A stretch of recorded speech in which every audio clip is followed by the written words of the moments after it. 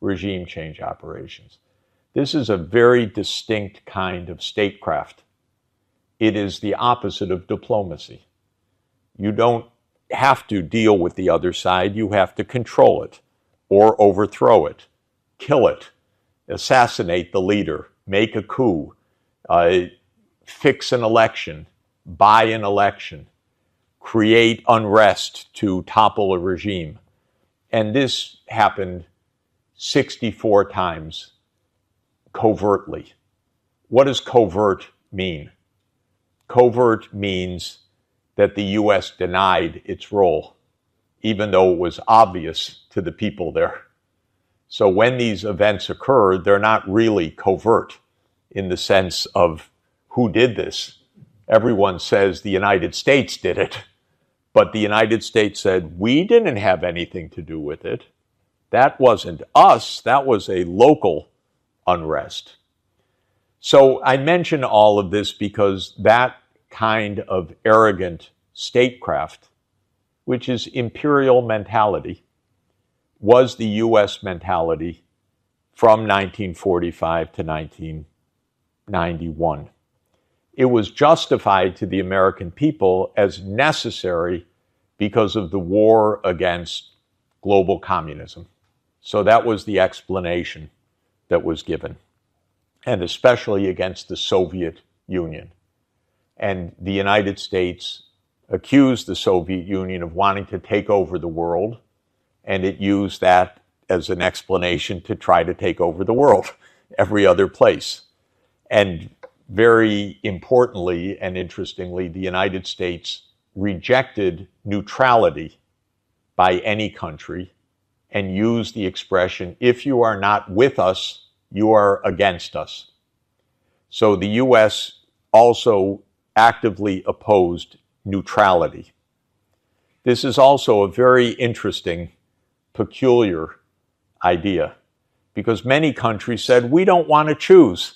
We want to trade with the Soviet Union, we want to trade with the United States, we don't have a big army, we don't attack us, but we don't want bad relations with either side.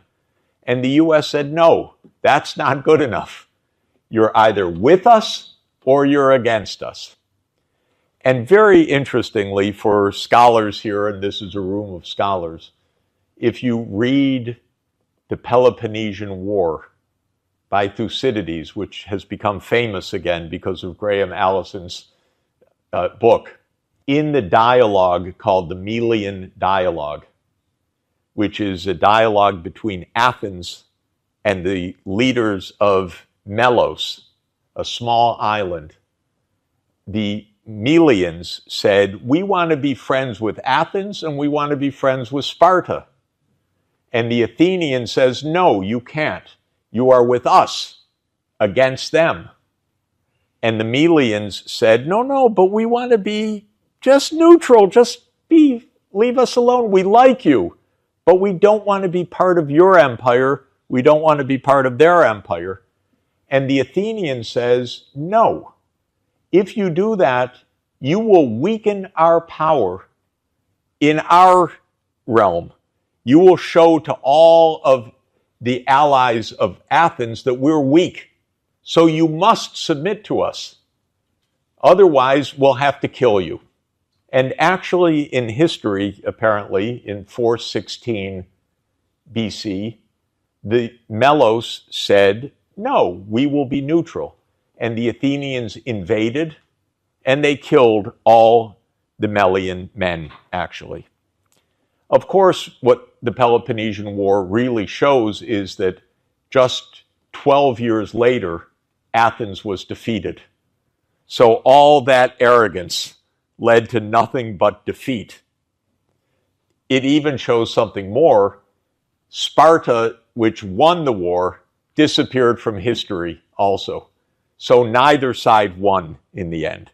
The war exhausted both sides, and Greece was invaded by Macedonia in the next century. So both sides lost from this ongoing war.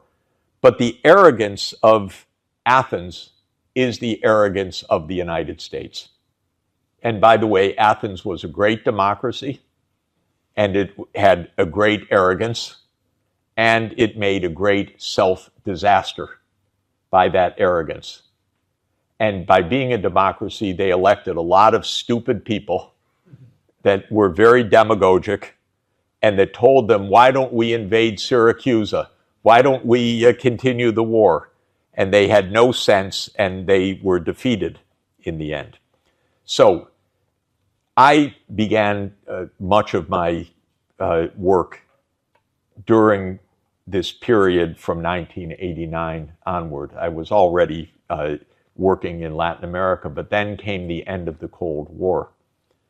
And just to say, I was an advisor to President Gorbachev, not personally, but through his chief economist. And then I was personally an advisor to President Yeltsin. And I was personally an advisor to the president of Ukraine and to many of the other leaders. And I thought, well, this is wonderful. The Cold War is over. We're all now in a market economy worldwide. We can all share in prosperity. The poorer countries can grow faster and close the income gap with the richer countries. And the richer countries should help the poorer countries to catch up. And then we'll have a safe, prosperous world. And I also believed, and believe today as an economist, there's enough to go around. Because another theory of economics, the Malthusian theory, is there's not enough for everybody. So the fighting is inevitable. There will always be those who lose in the end because there's not enough for everybody in the world. We could discuss that, but I reject that on economic grounds. In other words, not out of moral theory, but out of practical theory. We could have everybody living in a good life as long as they're using solar power, not if they're using fossil fuel. So as long as we make the right technological choices, then there's enough to go around in the world for everybody in the world. That's what I argued in the early 1990s.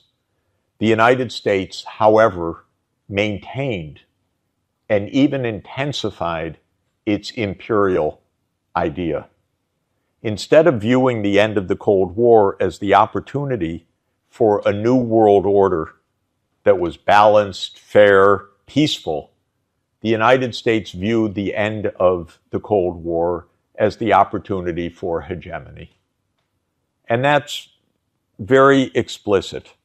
This became the ideology of the so-called neoconservatives who dominated American politics from 1991 basically until today.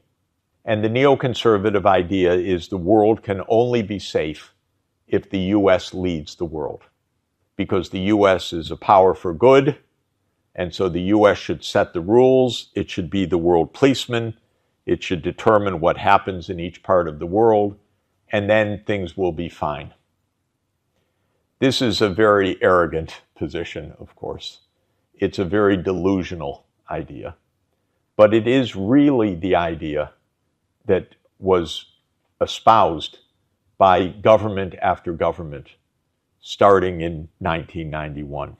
And I witnessed it close up because my argument as an economist was that we should help Russia to get back on its feet. We should help Africa to achieve development. We should make sure that poverty is overcome everywhere.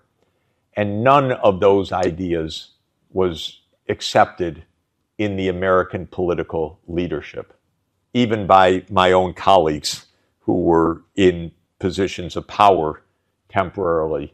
They viewed such ideas as naive and as contrary to American interests. America's interest is to be number one, not to be cooperative in an open world in which there is shared prosperity. So the ideology was, in my view, made even worse by the end of the Cold War. It turned out, by the way, and it's relevant for China also, during the Cold War, all of the US rhetoric was, we fight the Soviet Union because of world communism. That word, as you know, in the American scene is viewed as something completely shocking. When Russia became independent and declared we are in a market economy, post-communist, this is another age, it made no difference to American politics. This is quite interesting. In practice, Russia was still an enemy, even afterwards, because it wasn't really communism or ideology. It was simply big powers.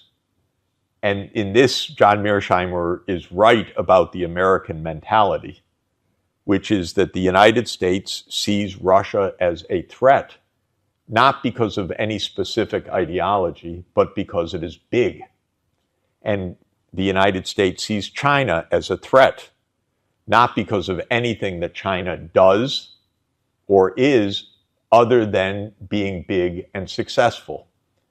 And therefore, China's only offense is that it threatens American dominance. And that, I think, is a succinct description of the viewpoint of the American leadership. Now, to come back to my view of economics, this is a terrible mistake, not only on a moral level, but on a practical level. The United States has 4% of the world population, 335 million people. How could 4% of the world dominate the world? It's not possible, except if all the rest of the world were to remain poor, unsuccessful, backward, and so forth. But there's not only no moral reason for that, there's no practical reason why that should be the case. So I long believed that poorer countries can grow faster and catch up. And China, of course, is the greatest success story in history of that. But China follows a basic pattern that Japan followed previously, that Hong Kong, Singapore followed previously, because catching up is possible if the leadership is good, if the planning is good, if the strategy is good. There's all this headroom for rapid economic growth possible, and China proved the case once again at a scale unprecedented in history. So the U.S. viewpoint about dominance makes no sense, not only not morally, and not practically in terms of security, because the world's not safe if the U.S. is rich and Russia is unstable with nuclear weapons. Why does that make the U.S. secure? That makes the U.S. more dangerous. But it's also wrong economically, because Russia will catch up. China will catch up. Africa will catch up. And the United States will find out that being 4% of the world population is just 4%. It's not enough to rule the world.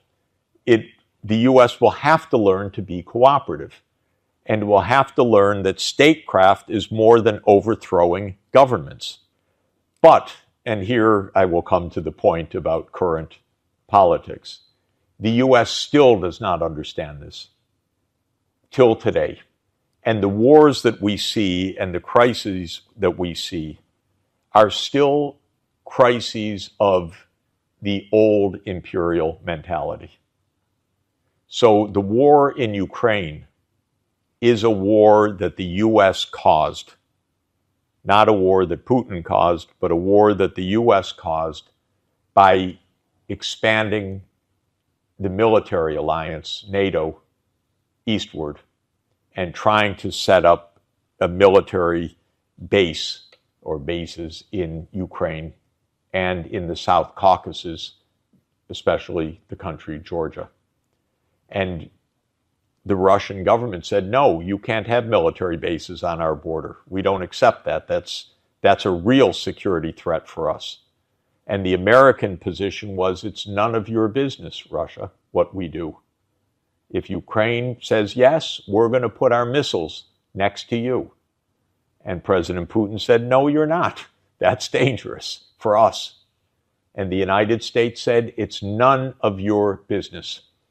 And so this is the essence of the Ukraine conflict, which is that the U.S. said we can expand our military reach anywhere. The Russians said not on our border, and it finally came to war. Before it came to war, the government in Ukraine in 2010 was very clever. It said, we want neutrality. Well, read Thucydides. The Americans did not accept Ukraine's call for neutrality. What did the United States do to the president who wanted neutrality? It overthrew that president in February 2014. So the U.S. made a coup together with Ukrainian forces. The U.S. role was quite obvious, though it was denied, so we can call it a covert regime change operation. I happen to have been told by some of the participants just how much the U.S. played a role, and at a crucial moment, a phone call by the U.S. diplomat, Victoria Nuland, was intercepted by the Russians and posted online. And that call said the next government should be so-and-so, which was the next government, actually. So the U.S. chose the next government. And where is Victoria Nuland today? She is my colleague at Columbia University. So this is the route to success. Make a coup, and then you get to be a Columbia professor. So this is the Ukraine conflict. President Trump came into office saying, I want to stop this war because it's useless, and the Russians are winning on the battlefield. But interestingly, President Trump does not have the power or the logic to stop the war because he can't say publicly the obvious. He can't say to the American people, NATO will not expand.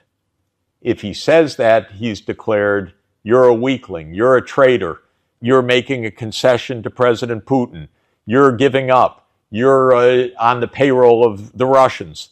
And so the imperial logic still prevails, even if the individual as president might want to do something different. Of course, none of us can figure out Donald Trump's mentality, not even Donald Trump. So we don't know what he really, truly thinks, but what I know is that he seems to want to end the Ukraine war, but does not have the political strength and the individual leadership to end it because all around him is the military-industrial complex that says the U.S. can go where it wants. Then comes the Middle East conflict, second conflict. This is also an imperial conflict. It started, of course, as so many conflicts do, with the British. And the conflict with Ukraine, by the way, started with the British because in 1853, Britain went to war against Russia for exactly the same reason that the United States went to war against Russia in 2014. Britain said we need to weaken Russia in 1853. So the war in Ukraine is like the 19th century Crimean War, almost the same actors, but the United States wasn't involved in the first one, but Britain was involved in both of them. When it comes to the Middle East, this is also a crisis made by Britain, and it comes from World War I, as you know, when Ottoman Empire, which ruled the Middle East, was defeated by the Allied powers, the US, France, and Britain. And Britain was the dominant imperial power of the age, especially in the Middle East. It ruled over Egypt, it ruled over Aden, which is Yemen today, because this was the route to Britain's empire in India, the sea route. And so Britain was very careful to control the whole sea lane from the Mediterranean to India. And India was the crown jewel of the British Empire. So at the end of World War I, when the Turkish Empire was defeated, Britain aimed to control all of this territory. And it made many promises and many contradictory promises to other powers. Britain told the Arabs, you will control this region. Britain told the French, you will control this region. Britain told the Jews, you will control this region. And of course, Britain ultimately wanted to control the region. So this was typical British imperial deceit or duplicity. But one of the outcomes was the Balfour Declaration, in which Britain called for the establishment of a Jewish homeland in what was a province of the Ottoman Empire, and which became known as Palestine after World War I, which was the ancient Roman name that was used for this territory also. So Britain took over Palestine under the League of Nations, and it said that this would be a Jewish homeland. This is a very complicated, weird story, because the Jewish faith had its main temple in this place 2,000 years earlier, but it had been banished from this place by the Roman Empire in the year 135 AD. And now it was recreating this ancient state. The only problem was that 95% of the population was Arabs who did not want a Jewish homeland in this territory. But Britain used its imperial power to force the in-migration of people of Jewish religion, especially from Eastern Europe, to claim a part of British-controlled Palestine. And a very long story, that has led to 100 years of crisis, because there was a local population. The local population resisted the incoming of migrants from Europe especially, and then after the state of Israel was established, from other regions of the world, including the Middle East and South Asia, and the mentality of the Jewish state, which was established in 1948 by the United Nations, was our security depends on having no Arab state next to us that opposes us. And so the idea of sharing the land, which was a UN idea, was actually rejected by both sides in a way. The Arabs said, we're the majority, we should rule. And the Jews said, we're the minority, we need to dominate, because otherwise we won't be safe. And so this has led from 1948 until today to an unresolved war. But remember, this was a state created by the British Empire and now backed by the US Empire. So Israel could not survive without the US being the imperial power that enforces Israel's power in the region. Because Israel's just 8 million people. The Arab world is about 400 million people. And Israel, therefore, depends on its security entirely on the United States. The United States has seen this as an imperial project that's good for the United States, because if the U.S. has control over the Middle East through Israel, well, that gives the U.S. control effectively, militarily, in the region. So the U.S. has backed Israel for many decades during this period. It's a very dangerous ongoing conflict because it is very unjust, and Israel needs to use more and more force in order to repress the aspirations of the Palestinian people. And the more force that Israel uses, the more resistance there is. And we've reached a point of violence that is unprecedented in modern times. Israel is committing a genocide in Gaza right now, which is one part of the Palestinian lands. And every day they're slaughtering tens or hundreds of innocent people with open fire. And today there was another massacre. People came for food and they were just shot by the Israeli armed forces. Iran, as you know, which is a long empire that has 5,000 years of history, backed the Palestinian cause, and it supported resistance to Israel.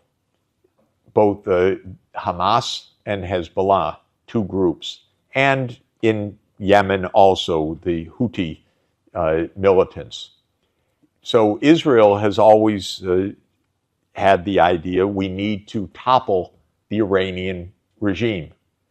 Instead of saying we need to settle the Palestinian crisis by giving a state of Palestine next door to a state of Israel, Israel has said we need to overthrow the Iranian government so that they don't bother us.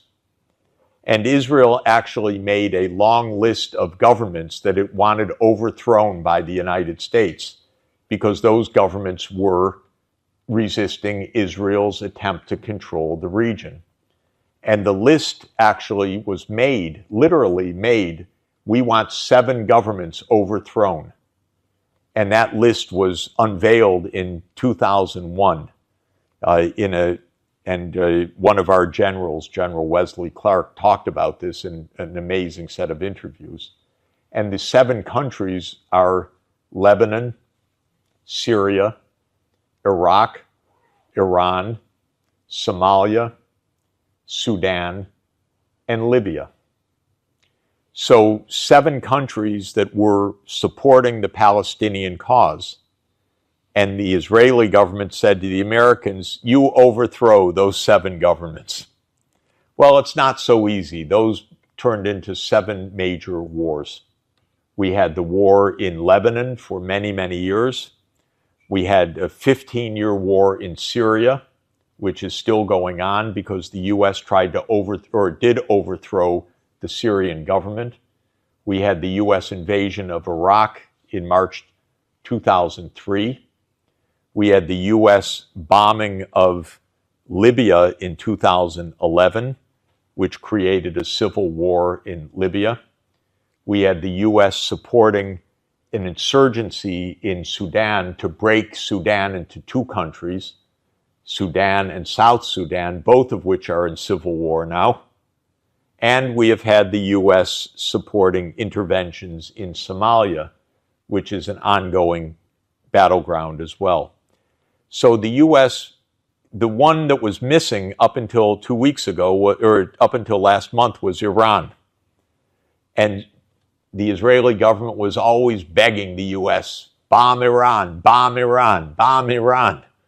And finally, Trump, who's, again, not very smart, not very effective, not very capable of resisting these kinds of demands, said, okay, we'll bomb Iran. And the war, such as it was, lasted 12 days. Israel went in and assassinated dozens of people through its Mossad, the secret service, or the spy agency, but basically it's an assassination unit. And the idea was to create a regime change. But it failed. The government is intact, and the situation is more dangerous than ever because Iran is a country of 100 million people almost. It's a major country. It has big missile systems. It has a real military capacity, and it has an alliance with Russia. And it has friendship with other nuclear powers like Pakistan. So even if it doesn't have its own nuclear weapons, maybe Pakistan will give it nuclear weapons. Maybe Pakistan would defend Iran if there was a full-fledged war with Israel. So this is the second region where imperial mentality lasts until today.